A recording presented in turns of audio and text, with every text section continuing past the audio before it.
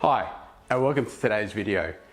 Today I'm going to talk to you about something that's a bit unconventional. It's going to be a bit out there, but it actually happens all the time. The problem is we were just never taught about this stuff in school, and if you're going to hack the financial matrix, it's really important that you're aware of this. Now today I'm going to tell you about how you can use inflation to your advantage. That's right, you're going to use inflation to your advantage. Now right now there's a lot of debate by economists and people in the market as to whether inflation is going to happen, whether it's transitory or whether it's permanent, etc, etc, etc.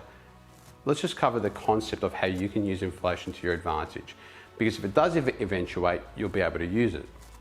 Now here's the thing, governments use inflation to their advantage, okay? Let's suppose the government's got a high debt to GDP ratio and it's thinking to itself, well, how do I reduce my debt? Well, one of the ways it can do it is by increasing their tax revenues, right? And increasing their GDP.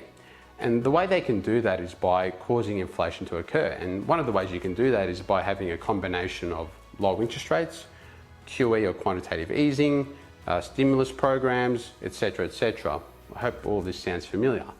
And generally what happens is, financial markets go up, property prices go up, and when property prices go up, well, so do tax revenues. And if the cost of goods, etc. is going up as well, and you've got things like GST that are applied to the final sale price of a good, then also tax revenues go up. Now all of a sudden, because of this inflation that you've created in the economy, your debt to GDP ratio actually goes down, you've got more tax dollars coming in and you can actually pay down your debt. Or you can put that towards other stimulus programs. So understand that governments actually use inflation as well to reduce their debt to GDP ratios.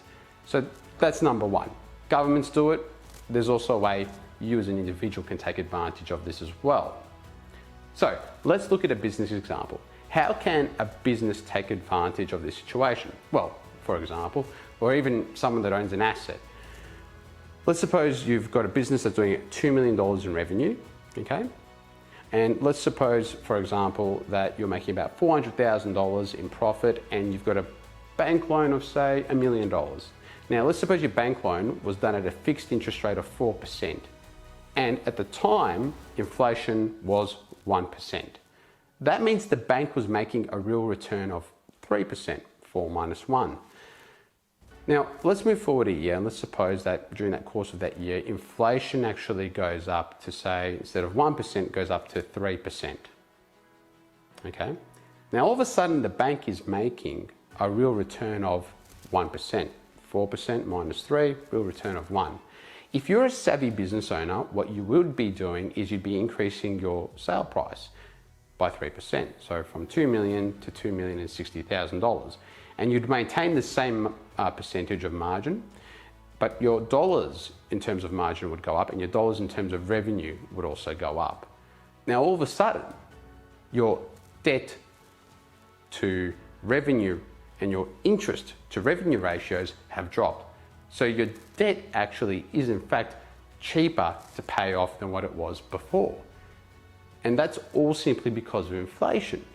Now this only applies though if interest rates remain low and or fixed. And that's why it's important that if you're going for any type of loan, if you suspect inflation is coming around the corner and it's going to hit hard, it's important that you try to get a lower cost of capital to take advantage of this. Now, banks absolutely hate these scenarios, which is why they sometimes say, well, you can only have a fixed interest loan of, say, 1 year, 2 years, 5 years, whatever it is across different asset classes. But they're always aware of, well, whether inflation is going to kick in or not. But you need to be aware of this too, because you can actually use this to your advantage. So if you're a savvy business owner or a savvy investor, you should be looking at what revenues are coming in and how you can increase them with inflation whilst keeping your interest rate either fixed or low relative to the inflation rate. Now, this is stuff that we weren't quite taught at school, but it's really important we're aware of it so we can take advantage of it. Till next time, guys, take care and I wish you all the best.